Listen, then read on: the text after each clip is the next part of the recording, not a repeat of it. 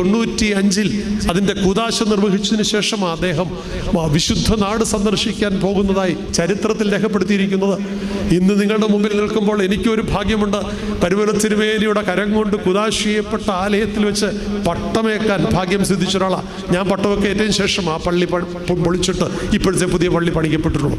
അത് പറഞ്ഞു വരുന്നത് ദേവാലയത്തിൻ്റെ നിർമ്മിതിയിൽ സഭയുടെ മുമ്പോട്ടുള്ള കർമ്മകാണ്ഡത്തെ കൂടുതൽ പ്രോജ്വലമാക്കുവാൻ വരും തലമുറയെ സജ്ജമാക്കി അനുഗ്രഹീതമായ അനേക ആളുകളെ പൗരോഹിത്യത്തിൻ്റെ ധർമ്മം ആ വിളിയിലേക്ക് ചേർത്ത് നിർത്തിയ ഒരു പിതാവ്, സഭയെ ഈ നിലയിൽ പരിപോഷിപ്പിച്ച ഒരു പിതാവിൻ്റെ അനുഗ്രഹീതമായ ശുശ്രൂഷയ്ക്ക് മുമ്പിൽ എല്ലാവരും ഉച്ചസ്വരത്തിൽ പറയുന്ന വാക്ക് മറ്റൊന്നല്ല, അവൻ സർവസ്വവും നന്നായി ചെയ്തു, അവൻ സർവസ്വവും നന്നായി ചെയ്തു. പരുമല തിരുമേനിയുടെ ഉത്തരവാദിത്വങ്ങളെ കുറിച്ച് നമുക്കറിയാം.